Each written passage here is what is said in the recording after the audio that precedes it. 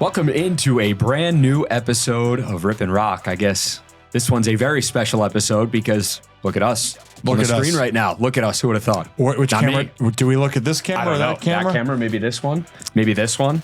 I don't know. This is like, I feel like a golden retriever bringing that energy right now. I just maybe like Ollie, your dog, just don't know what camera to look at, don't know what to do because there's a lot going on in the studio, but this is fantastic, man. Well, first off, Ollie's way more controlled than you. But before the people, I know a lot of people want to hear about how great my golden retriever is, but can you tell everyone then, because we still got an episode, what is on the docket here for Rip and Rock? Well, the first thing on the docket, we do have video, so that's big. So this is going to be a brand new element of the Rip and Rock podcast. We're very excited for it. You can't see Jimmy, but he's behind the scenes running the show. I wish we had a camera on him because he's the guy that makes us, well, at least one of us look good. So that's great. But we have a lot to talk about in this upcoming episode. The O's, they fall to the Nats in game one of that series. We'll call it like the City Connect series. Mm-hmm. And for O's fans, just Birdland in general, they want those uniforms done. They want them gone. Great looking uniforms. They just don't play well in them. So, you know, that's a topic of conversation we're definitely going to bring up because I feel like that's on the mind of a lot of people in this fan base. Down on the farm, Austin Hayes. Have you ever seen that meme, that GIF? It's like, I think I got my swagger back. I think it's a football player that's doing that. Oh, yeah. I feel like Austin Hayes, I know it's down in AA, but he's getting his swagger back right now, and it's great to see. Down in AA with Bowie. We're going to talk about him, an update down on the farm, Kobe Mayo, Jackson Holiday, those guys, as well as previewing this upcoming series with the Arizona Diamondbacks, the NL champs from a season ago. They got to the World Series. They fell to the red-hot Texas Rangers, as did the O's. So a lot to break down on this episode. Rip, I'm excited for this one, man. Let's jump right into it. Can you get off your phone, please? Well, no, it's about me. You know, you have your laptop out. I'm actually just having this so you can see more of the space. Okay. You know what I mean? It's right. okay. Yeah. You're quick to judge. Yeah. And you know what? We're not quick to judge, though, because there's been a little bit of a sample size. It's the City Connect uniforms here. The Orioles dropped that first game against the Washington Nationals. As we record this, game 2 hasn't happened yet. But what we know, Rock, the Orioles just can't win in the jerseys. And look, it's not that I don't like them. I don't think that they look bad. I think that they're creative. But as a baseball player, as a superstitious guy, usually right now, what's the first thing you think of when the Orioles wear the uniforms? Losing baseball. Losing baseball, right? And that's what's happened. That's the first thing you think of. They get shut out in the first game. Williams pitched very well for that he did. The Nationals. But I think, do you have some stats on what the Orioles record is in the City Connects? I actually didn't do the deep diving here. So you need me to take my phone out again? We are going to, I know it's a losing record, and I know the run differential because this fantastic fan base, they do their research as well with these. Mm-hmm. They were ahead of the game. They were like 3 or 4 steps ahead of us. So shout out to them. And I think a few people confirmed it. And it's like 5-9 or 4-9 or 5-10 along those lines. Record's not great. Run differential's not great. That's what we're kind of looking at with the O's and their City Connect uniforms right now. Whereas the Tampa Bay Rays, they're undefeated in theirs. So it's kind of a tale of 2 City Connect jerseys. And this may sound like a stupid topic to a lot of people out there. You're like, why are you guys talking about jerseys? It's the product they put out on the field. It doesn't matter what they're wearing. Baseball players, as I found out the other day on your podcast, very superstitious people.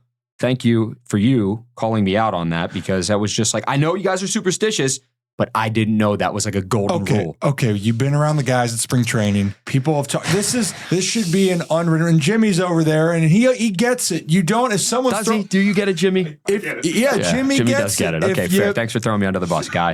Anything that's going well, you don't ask the guy if tell me how well it's going. Actually, let me tell you how well you're doing. But it goes in the other side of it. When the team doesn't play well, it's in the back of your mind going, oh, we're wearing the jerseys again. Oh, we're still not playing well in the jerseys. Here's the stat, and we actually have it up here via my cellular device. The Orioles so far in 2024 wearing the jerseys are 0-3 and have a -14 run differential. Overall, 5-9 with a -41. And actually one of those nights was when Felix Bautista was pitching, where he was then turned out to be lost for the season. So it's just like, it's not letting, no, but it's saying like when we're talking about superstitions, you jump to those points of it. And obviously, yes, like the players got to go out there and play. This is all in fun, kind of. It's not in fun. It's becoming a talking point. But for the Orioles, you dropped the first game. Corbin Burns, I thought, pitched well. overall. 6 innings, very well. That 7th inning got a little bit away from him, Rock, where he even said after, I left some mistakes up and they capitalized. They got the insurance run. They win the game. O's only mustered 3 hits. And again, it's a part of the game, and this is not the reason why the Orioles lost. There was some more frustrations with the umpires. The consistency of the zone is something that's all players want, by the way. It's just consistency. Didn't really have that the other night, but credit to Williams, credit to the staff. Former Orioles pitcher Hunter Harvey also throwing fuzzballs. They deserve to win that game. And the Orioles now, I guess, are on the brink of, as we do this, they could be swept for the first time in the regular season since Adley Rutschman came up. Hopefully that's not the case. Yeah, hypothetical. And they end up splitting this series with the Nats, take care of business, and get after it in this one. So, yeah, this episode will come out, I guess, tomorrow. So hopefully tonight, as we're recording this on a Wednesday, they take care of business, do their thing, and do split that series. But it's crazy, man. The last two, City Connects aside, going in there, it's not too far of a trip. We talked about the O's scoreless starter streak. Mm-hmm. Obviously, that came to an end last night in game 1 of the series. Are the O's allergic to scoring runs when Corbin Burnes is on the mound? Like, get your ace some run support, man. The past 2 starts, I'll say this, they haven't scored a single run for the guy, and that's a problem. If they continue to do that, I know it's not going to be the case going forward. Well, at least you hope not, but you don't score any runs against the Yankees, you get shut out 2-0. You don't score any runs against the Nationals, you get shut out 3-0. It's not like Corbin Burnes is having bad outings. He's getting no run support whatsoever. His ERA is still, a 2.83 right now? He's 3-2 now. It's like tied for 12th in strikeouts as we speak.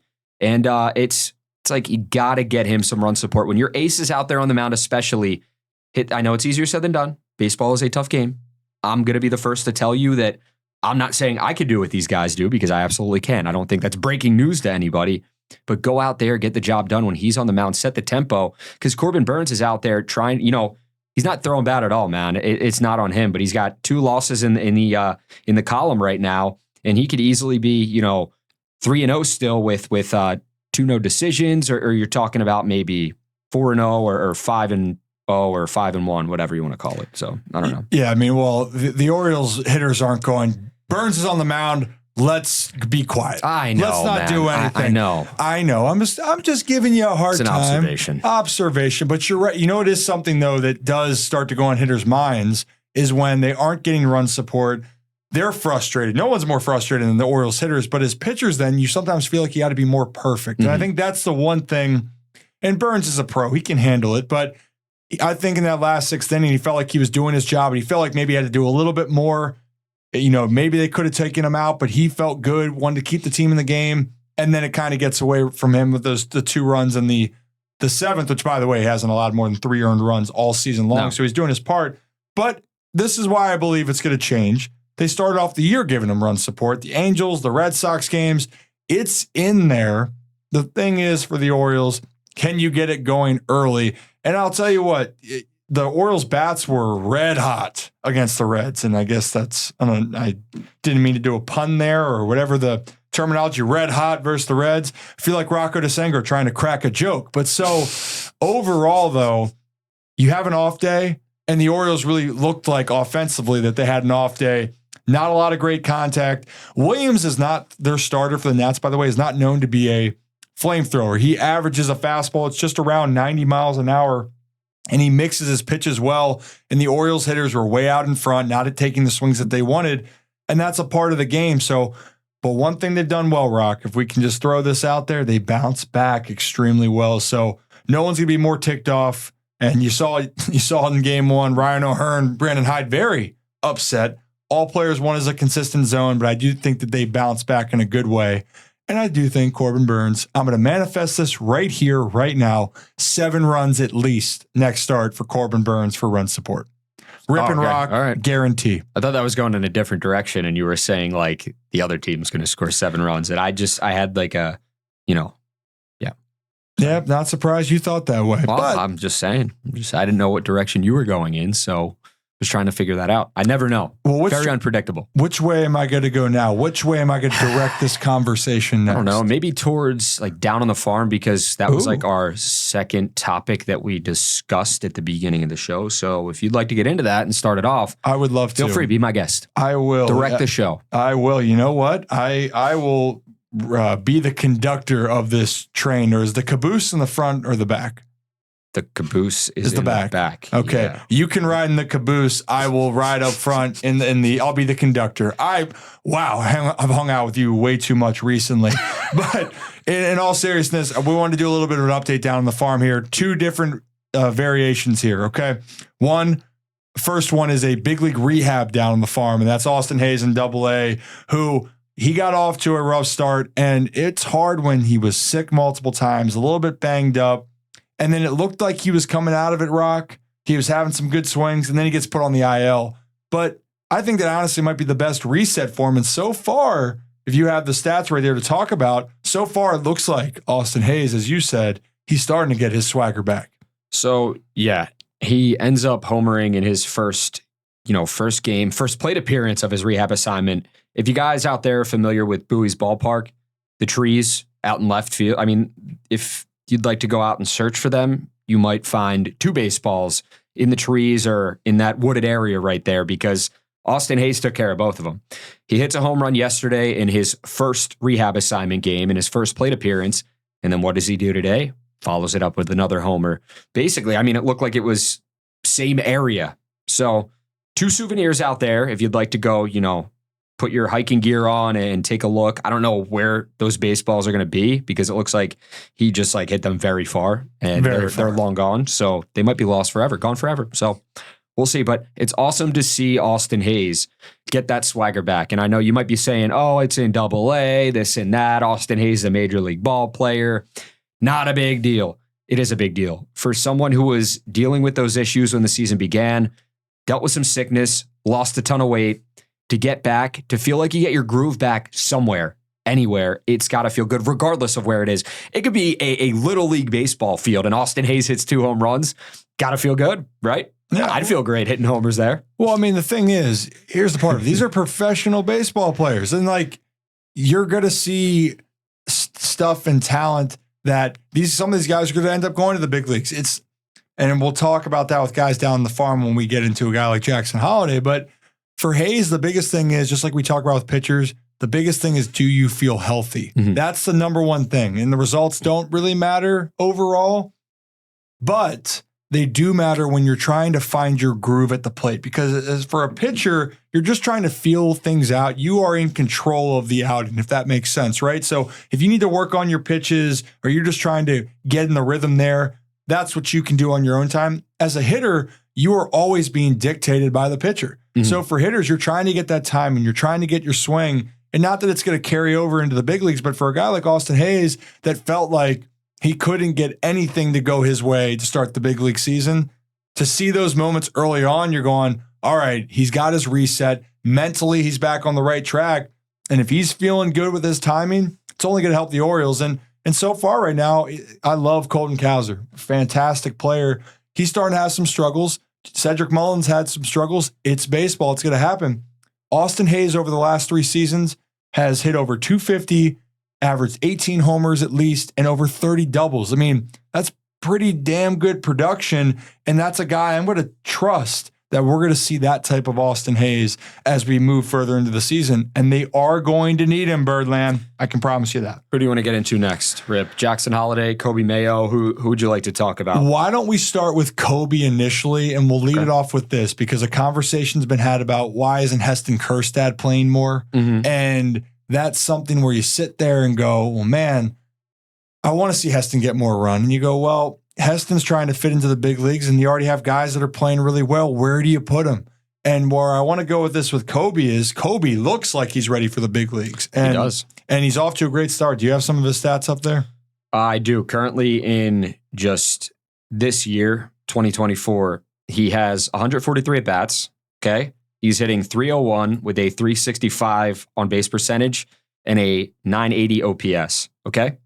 He has 25 runs, 43 hits, 11 homers, 32 RBIs, and 3 stolen bases. That's what Kobe Mayo's doing right now. Pretty Not good. Not too shabby, right? Yeah. Pretty darn good. And look, talking with Mike Elias in the past, he says it's two different conversations to have about if a guy is big league ready or if there's a spot on the team that's not going to hinder his development. And so for Kobe Mayo right now, you might think, oh, well, he can replace one of the other players that isn't considered a quote-unquote up-and-comer for the team, right?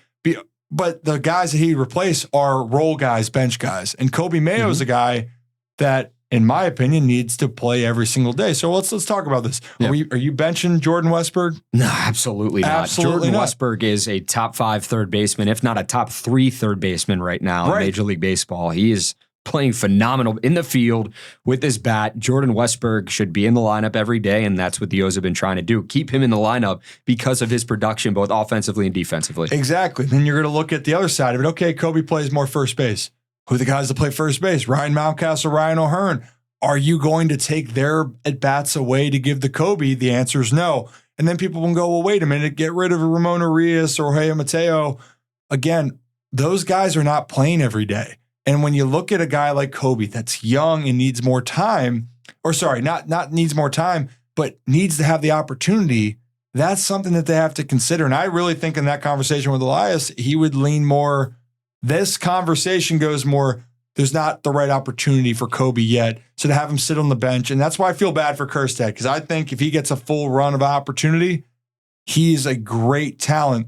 But you don't blame the O's either, because why? They still are tied for the best record in the American League right now as we're recording this. So talking about Mayo, his production was stellar to begin May 1st and 2nd. He had back-to-back games with home runs. This is just an observation. This is not saying, oh, Kobe Mayo, the sky's falling. Guys go through, games where they might not have a hit or they go 0 for 4, 0 for 5, whatever it may be. So the last 3 games, let's go 4 games right here. Kobe Mayo went 0 for 4 on May 3rd.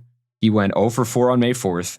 He went 1 for 5 on May 5th. And he went 0 for 4 on May 7th. So the last couple of games, the production's dropped off a little bit. Like I said, just an observation. Not even an observation, just looking at the stats right now. He's 1 for his last 16, if I did my math correctly. I'm terrible. There. I didn't even want to try to take a shot on that because it was like I was watching your brain process that. It was. Have you ever seen the GIF? It's like the woman with the numbers on the board, or even like It's Always Sunny when Charlie is trying to figure out everything like this and that. That's you. That was my brain right now. Yeah, it's basically spinning hamster wheel. It all makes sense. Even 2 + 2 = 7 with you. So, but what we do know is players are going to go through struggles. And in general, I am a big believer that you need to go through those adversities as much as you can before getting to the big leagues, because in the big leagues, you're going to have struggles. It's not a matter of if, it's a matter of when. And that's maybe a good transition with Jackson Holliday. Yes. Is because everyone's well aware of Jackson Holliday's situation, was hitting well over 300, gets called up to Baltimore, and he had his struggles. And so when you saw that and you saw what transpired, you think, well, Jackson, he wasn't ready for it. And I don't think that was necessarily the case, but the thing that he didn't have enough of was going through some tough situations. Now, going back down, he had some struggles to start off. It looks like the last few games he started to pick it up. But I love the fact that he's having more struggles. It's not because I want to see him fail. I think that's ultimately going to help him in the long run.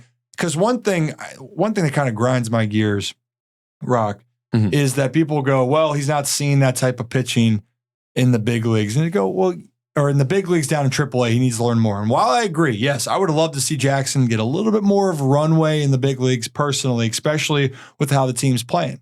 Having said that, though, the biggest thing that Jackson needs to do is to mentally be on the right course, because it's not a talent thing. And this is what was grinding my gears when they go, oh, the velocity of fastballs are better in the big leagues. That's erroneous. Yes, guys know what to do more with their stuff, and they might have some more life on their heater, or they know how to locate it. But Jackson's seeing some fuzzballs down in AAA. There's no doubt about that in my mind. The problem that happened is that mentally he was making mistakes, and his bat then was having mechanical issues.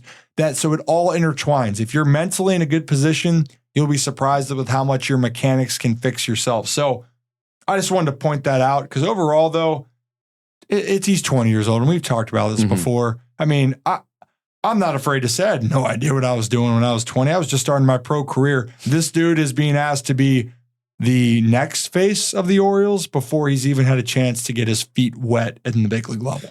Yeah, absolutely. We can look at some numbers for Jackson Holliday right now. He is in the month of May, just looking at his stats. He is hitting .211 with 10 walks, which is great. You're hoping that he's seeing the ball better, and it seems like he is. He has how many strikeouts? 6 strikeouts, 3 runs, 4 hits, 6 total bases, 2 doubles, 2 RBIs.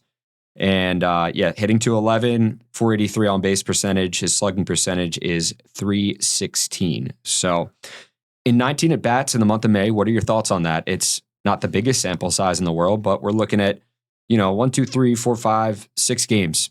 So yeah. That was good math right there. Thanks. For you. Yeah, I got to count it out loud. It's just like, yeah. So, but overall, progress.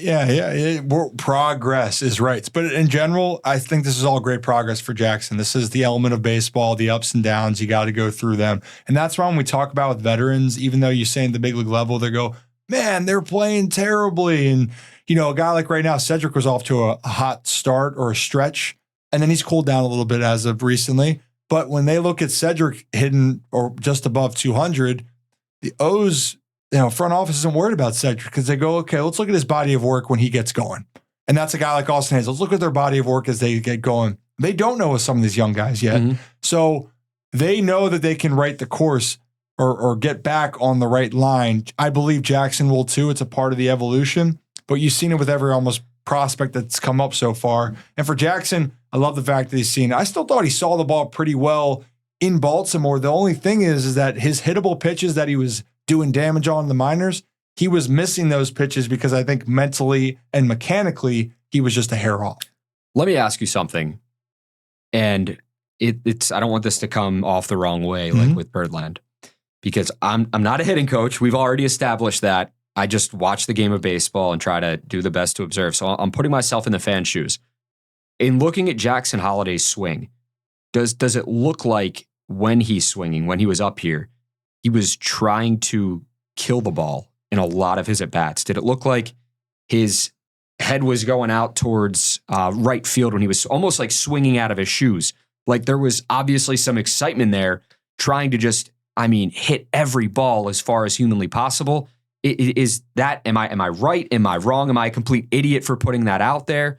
Like, please let me know, truly. I think everything you said there is correct. All the above for you. Wow, I thought you were going to go a different route and just call me a complete moron. Well, that's also very accurate as well. But in all honesty. Don't laugh, Jimmy. Don't laugh, Jimmy. Jimmy loves it. Jimmy's laughing right now. It's ridiculous. Oh, he's laughing all right? He's laughing right He's now. laughing. He's laughing. But in all honesty, to the point, and I'm going to try to simplify this because there are some things that you're on point with. And I'm not the swinging out of your shoes part for Jackson. He always is an aggressive swinger in general. But having said that, though, there's a couple things with it. Being under controlled aggression is a term that people can use with hitting, or the fact of being more understanding of what you have to do when things are going wrong. And so for Jackson, you were right. Front shoulder head was coming off the baseball. And when that happens, your bat's going to get slower. So what I mean by that is, so if I can try to, shimmy over here to kind of show it's a hard angle. Do we have a bat, Jimmy? No, we don't have bat right Jimmy, now. good job on the studio. We need a bat. We need a bat. Come on, man. Here. But in all honesty, get it together.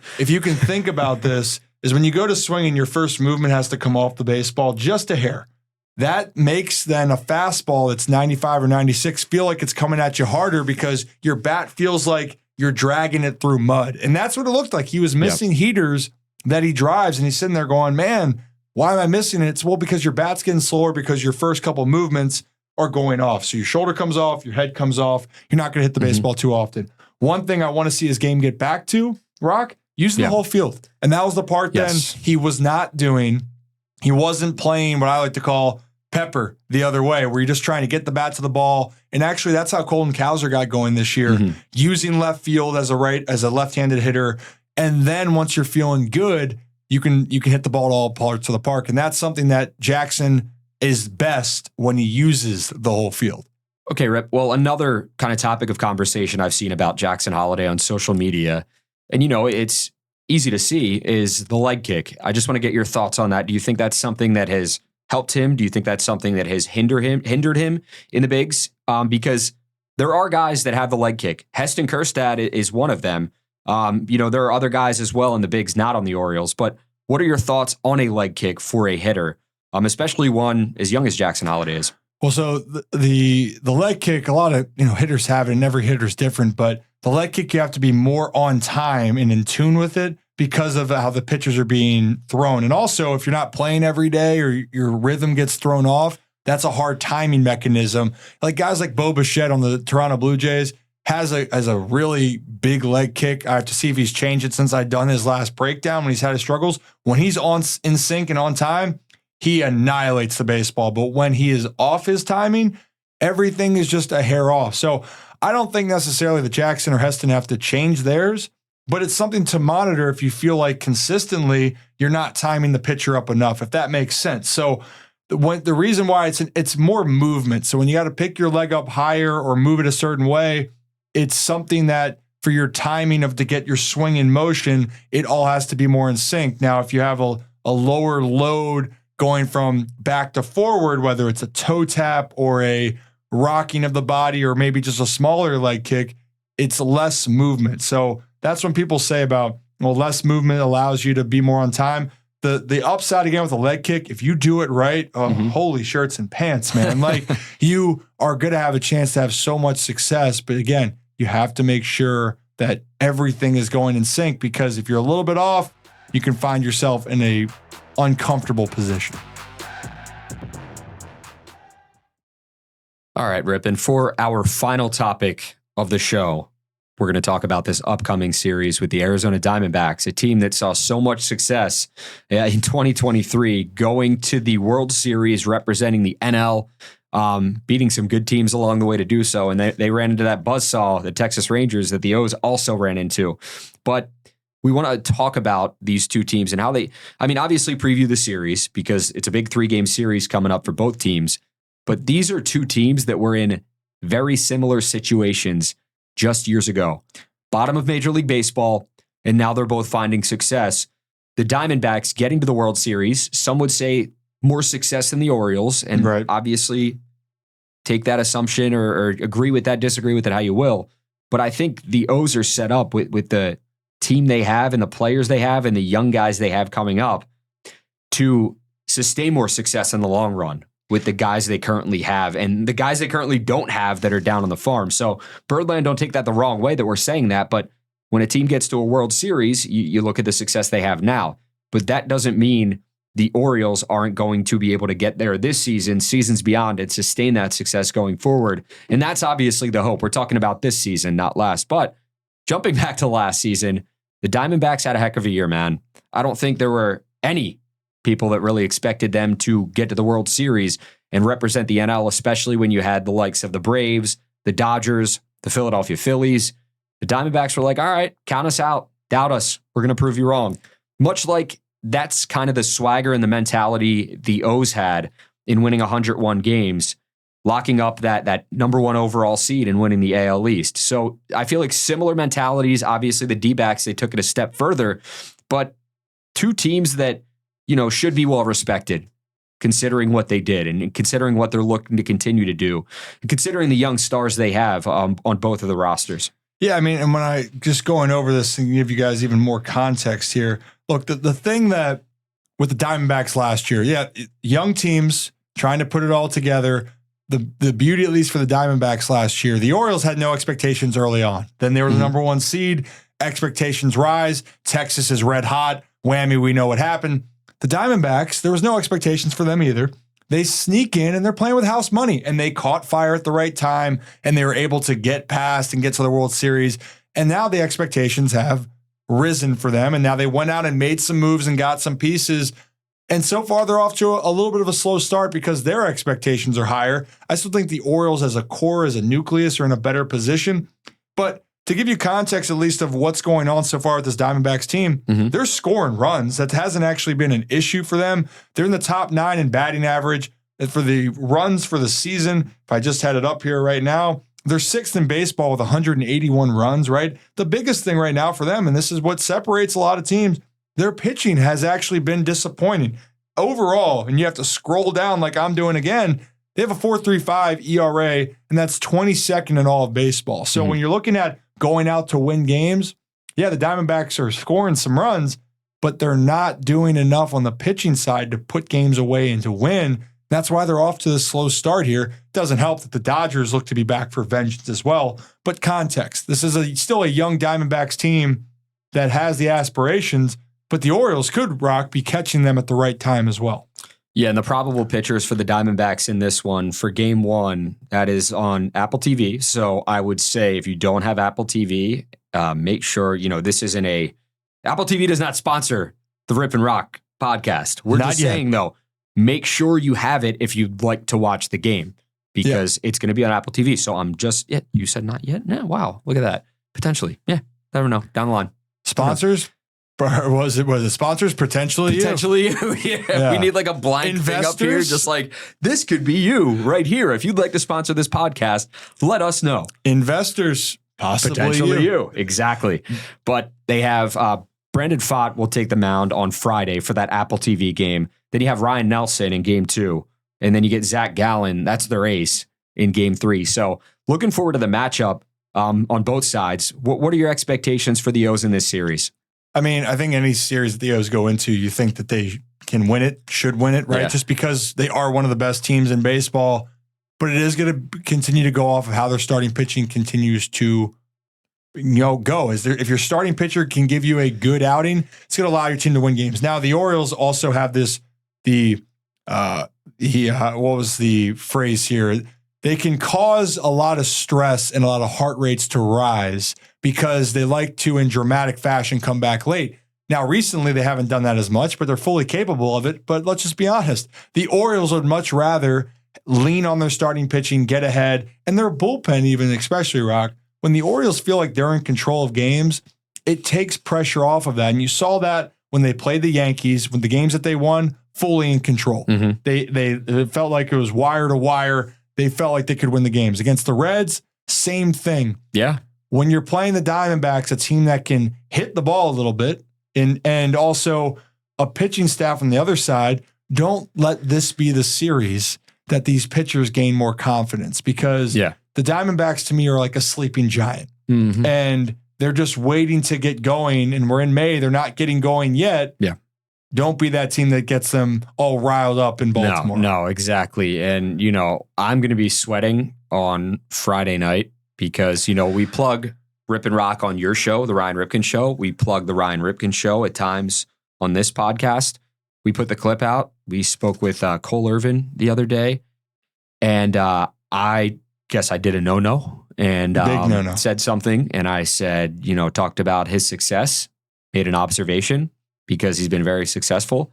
And Cole ended that interview by saying, if anything goes wrong, just blame Rocco. So, and I couldn't agree more. Yeah. I really couldn't agree more. I'm sweating for that start. If you're listening to this podcast and Cole Irvin has a successful outing, which I really hope he does, please just, let me know I was right all along. Okay. I'm going to try to reverse that jinx. And if it's wrong, please let Rocco know that he was wrong. Yeah. As well. I mean, I'm going to hear it from, I might not be able to show my face. You might hear it from Cole. I might not be able to show my face in Baltimore ever again if Cole struggles in this start. You go, maybe if he pitches well, go right in the clubhouse after there and be like, hey Cole. Yeah.